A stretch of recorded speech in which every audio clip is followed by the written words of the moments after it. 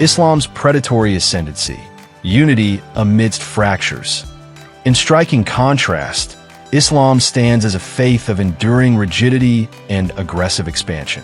Originating in 632 AD, following Muhammad's death, it swiftly unified the Arabian Peninsula under a single creed, its early conquests from the 630s to 700s stretching from Spain to Persia within a century. The Sunni-Shia schism, rooted in the succession dispute between Abu Bakr and Ali in 632, and subsequent caliphal fractures, Umayyads from 661 to 750, Abbasids from 750 to 1258, Fatimids from 909 to 1171, introduced divisions. Yet, a core coherence persisted through the Quran's immutable text, the five pillars, Shahida, Salat, Zakat, Psalm, Hajj, and Sharia law.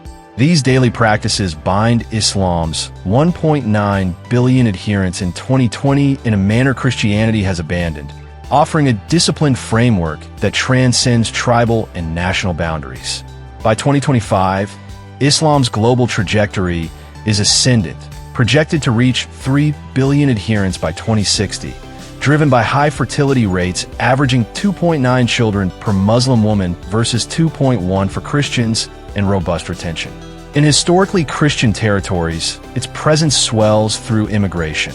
Europe hosts 25 million Muslims, constituting 5 to 10% of national populations, such as France at 10% and Sweden at 8%. Churches, emblematic of Christian retreat, are repurposed into mosques. Dozens in the United Kingdom since 2000, including St. Mark's in London converted in 2019, while no reciprocal conversions occur. This advance carries a predatory edge, as evidenced by incidents like the 2015 Cologne New Year's Eve assaults, where hundreds of women were harassed by North African men, and Sweden's 44% rise in sexual assaults from 2013 to 2017, disproportionately linked to immigrant enclaves. Though Islamic doctrine explicitly condemns such acts, whoever does an evil deed will be recompensed for it. These events, amplified on platforms like X with hashtags like #MuslimInvasion, cement a perception of Islam as a gay rapist religion. Not homosexual, but domineering and invasive, preying upon a weakened West. Historical correlation and contemporary crisis. The simultaneous decline of Christianity and rise of Islam constitute a historical dialectic, not mere coincidence. Christianity thrived under existential threats. Roman persecution birthed its zeal, barbarian invasions in the 5th century honed its resolve, and the Muslim incursions of the 7th to 8th centuries spurred the Carolingian defense of Christendom. Peace and prosperity, however, bred complacency. The Enlightenment's intellectual assault in the 1700s, the Industrial Revolution's materialism in the 1800s, and the 20th century's secular tide stripped away its militancy. Islam, younger by 6 centuries, forged its identity through conquest. Its early caliphates consolidated power and retained it under adversity, from Mongol sackings in 1258 to colonial subjugation in the 19th century and modern geopolitical pressures.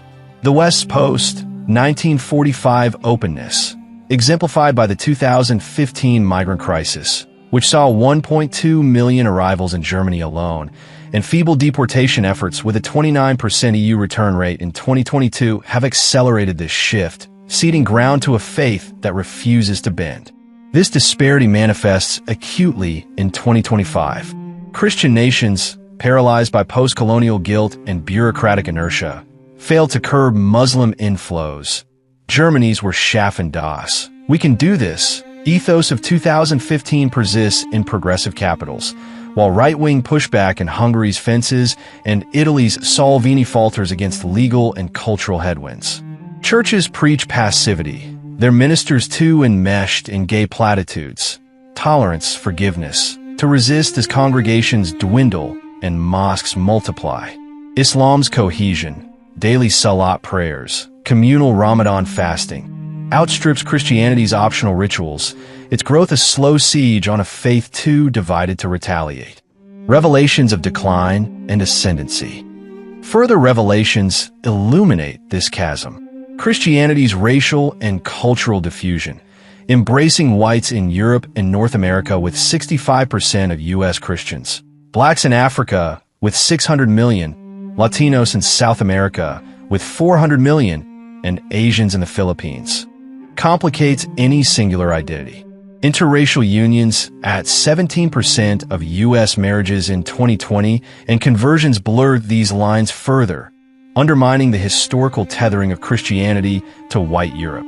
Islam, birthed by Arabs forming 20% of its adherents, extends globally.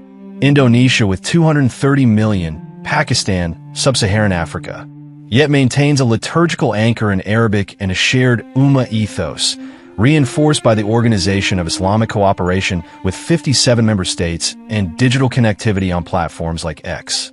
The Christian ecumenical movement, intended to heal schisms, flounders, distrusted as a Catholic ploy to reclaim Protestant flocks.